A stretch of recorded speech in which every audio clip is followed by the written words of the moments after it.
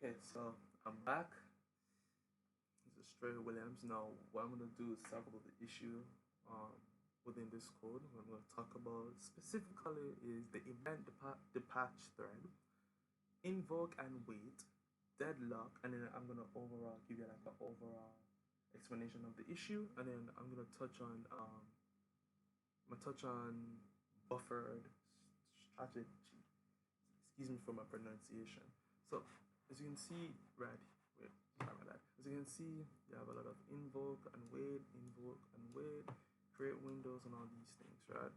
So what it is that the invoke wait is like a method of, it's a method of, well, as you can see, it's a method of event queue to java.awt event queue, which is our API, and that's located within the API.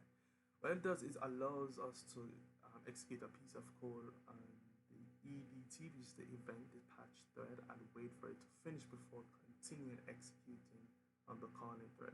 It's basically like, you think about it in the lay terms of like a queue, like it waits until one thing is finished and it moves on to the next thing. So this often is used like when we're trying to update the swing components for like a non-EDT thread. Now that I mentioned like EDT, like event dispatch thread, let me get into that pretty quickly. The event dispatch thread is basically located in like the Java swing, which is also another API that I mentioned. Like in all user interface related activities such as like painting, handling user into like painting like the rectangles, the characters, handling user input like pressing the keys, or just updating the GUI component, or perform on this thread called the event dispatch thread. This ensures that the swing components are accessed in a thread safe manner. So basically, like the event dispatch and invoke wait work hand in hand. Where, okay, when you use the invoke wait, you execute a piece of code within that EDT, and that EDT makes sure that that thread is being used safely for the invoke and wait to be used. But what we're facing mostly in this code is a term called deadlock. Let me go down, but yeah, let me go down for a bit because I was just trying to show most of the issues that we have been facing as regards to the start menu. So a deadlock, right? Let's go at what a deadlock is. It's like it occurs when like there's two or more threads are blocking, like incident, like just blocking each other. This guy, what I mean by blocking each other is that they're waiting for each other to release resources. Right. In our case, we're using the swing API, and the swing API is called like the invoke wait.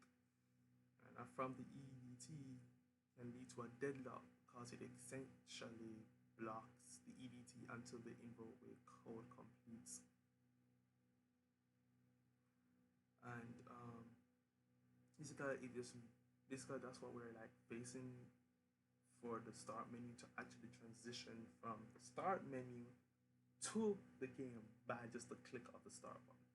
Right? We are facing like a deadlock. We've been working on this for like a good time, facing many issues with it, and nothing seems to be resolved. So we're moving on to the overall problem. So the problem of the code is that the invoke wait is called from within the EDT, specifically, not specially, but specifically within the create window, which is located in the screen manager, as you can see here. All right. This method is involved when creating like the window and setting up its buffer strategy. I'm gonna explain buffer strategy after this as well to leave our understanding. But however, it should not be there. We did try to remove it, but then we also faced many issues. And then we just said, let me just put it back in for like the time being to see if we could find like a different alternative way. Still didn't find any other method, or we tried to code it different ways, did not work. But it should, like what I understand, like calling it creates like too many deadlocks. We don't know how many deadlocks it's creating, but it's creating too many deadlocks. As I explained, meaning like one of the windows is waiting for the other windows to provide its source. In our code, the game window that shows the plat 2D, like the actual gameplay, is waiting for the start menu to give the resource for it to load, like for the image or like for the pin to load. So that's the issue. Now let me move on. What's buffer strategy? What buffer strategy is basically manage the rendering of the graphics in the window efficiently. Right? So let me break it down just a little bit further. So the buffered strategy is right here. Right? It's using the, as you can tell, the screen manager class.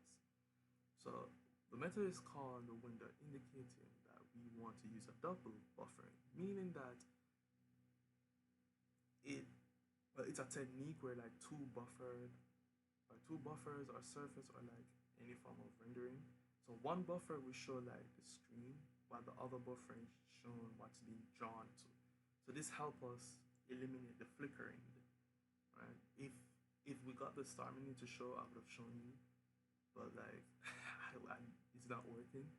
But basically, it does give a smooth rendering, prevent flickering. You don't want that in your game, right? So what it does, it also typically creates like a back buffer, like an off-screen buffer, where rendering operation can be performed before being displayed on the screen. So just like what Professor mentioned, like you draw it, but whatever you draw is already being drawn already. Just that you have to update it. So that's basically what I understand from when I was reading the manual for this, the manual. But yeah, we also the buffered strategy also works with like accessing the graphics. So in this code, we also talk about get graphics. To get graphics, it retrieves the graphics or the graphics 2D object associated with the buffer strategy. This object it allows us to draw graphics directly onto the buffer. So as we said, it draws one buffer displays the screen while the other shows what's drawn into. This is where the graphics show what's drawn into. And then the get draw graphics, which is like